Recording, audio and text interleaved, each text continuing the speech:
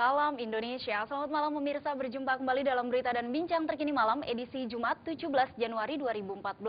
Serangkaian berita telah kami siapkan, diantaranya perkembangan bencana banjir dari sejumlah daerah dan Partai Demokrat memecat kadernya Gede Pasek Suardika dari keanggotaan di DPR RI. Saya Linda Puspitasari, berikut berita selengkapnya.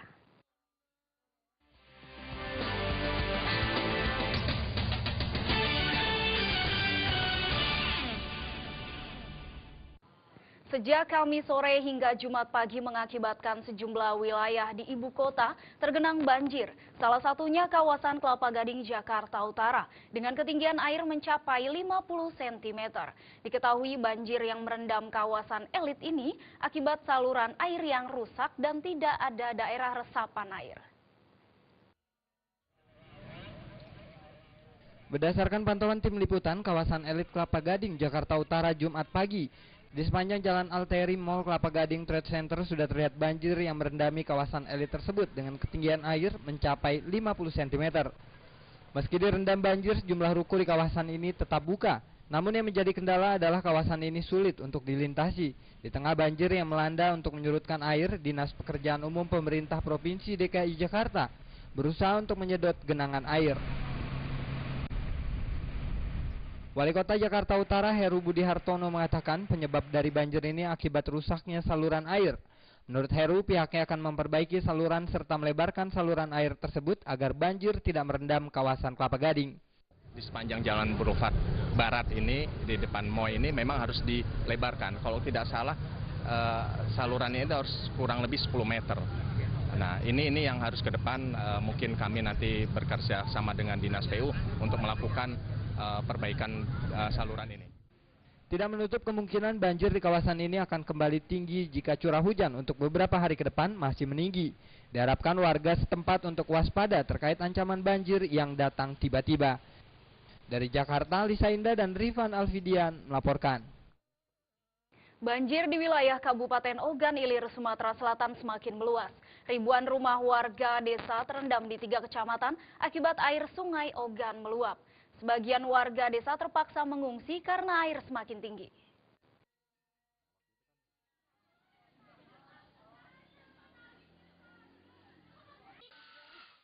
Ketinggian aliran air sungai Ogan terus meluap.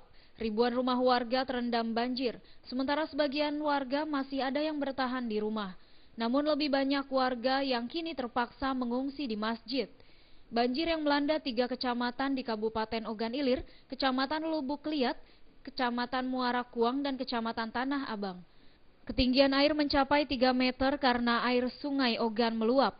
Akibat banjir yang melanda ribuan rumah membuat banyak warga desa tidak bisa melakukan aktivitas kerja sehari-hari.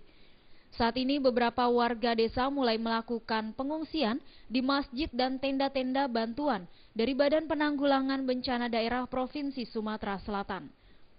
1.200-an kalau 3 kecamatan ini. 3 kecamatan itu, Pak ya?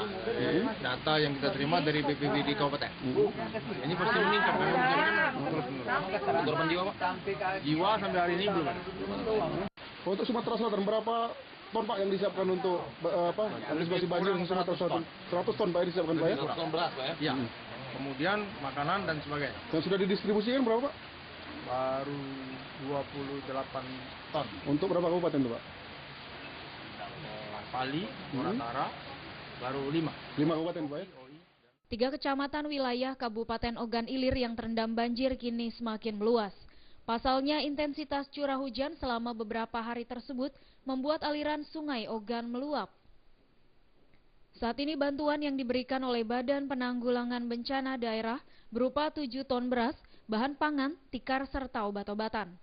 Bantuan tersebut diberikan kepada warga desa di 3 kecamatan terendam banjir. Dengan kondisi curah selama beberapa hari semakin deras, warga khawatir aliran air sungai semakin tinggi, yang membuat air dari hulu akan semakin bertambah besar.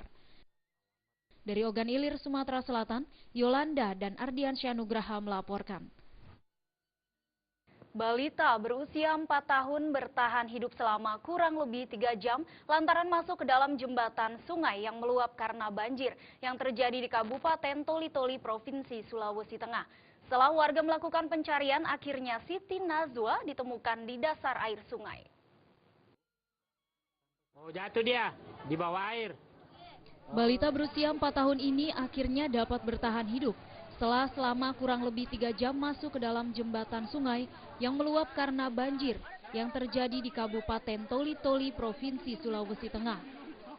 Setelah warga melakukan pencarian kurang lebih 3 jam ke dalam sungai Kabinuang, akhirnya seorang balita Siti Nazwa ditemukan di dasar air sungai yang meluap karena banjir.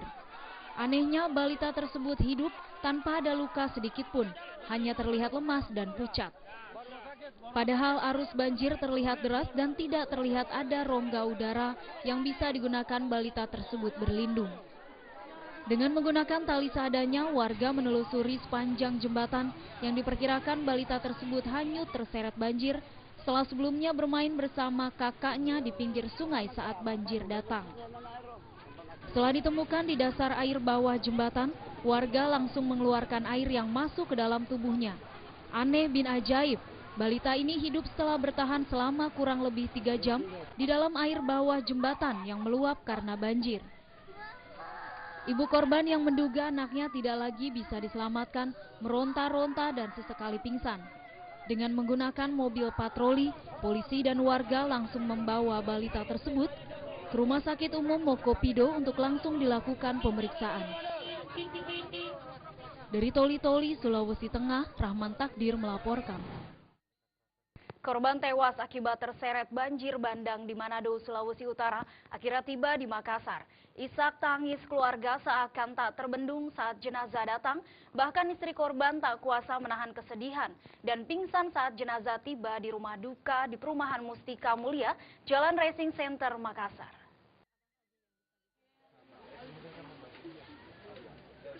Isak tangis terus pecah menyelimuti rumah duka sesaat setelah jenazah Sidi Mustika Syah, pegawai pegadaian Kanwil Manado, tiba di kampung halamannya di Makassar, Sulawesi Selatan. Almarhum yang memiliki 4 anak ini tewas di saat banjir bandang melanda kota Manado, Sulawesi Utara. Korban terseret arus dan terjebak di dalam kendaraan saat hendak berangkat ke kantor.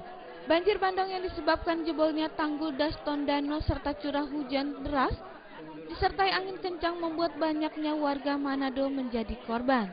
Sidi salah satunya yang kini jasadnya dipulangkan ke Makassar. Sementara itu ayah korban Sutarno Tahir seakan tak menyangka keganasan banjir bandang justru merenggut nyawa anaknya. Bahkan sang istri korban pun tak kuat menahan kesedihan saat mencoba memegang jasad almarhum yang berusia 41 tahun.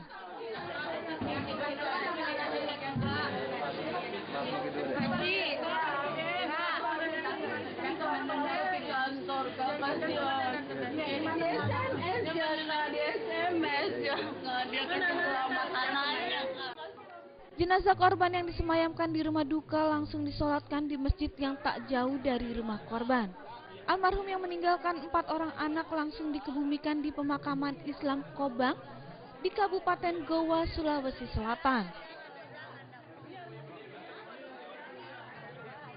Dari Makassar, Sulawesi Selatan, Muhammad Asri melaporkan. Partai Demokrat memecat kadernya Gdepa Sekswardika dari keanggotaan di DPR. Informasi tersebut akan kami hadirkan sesaat lagi.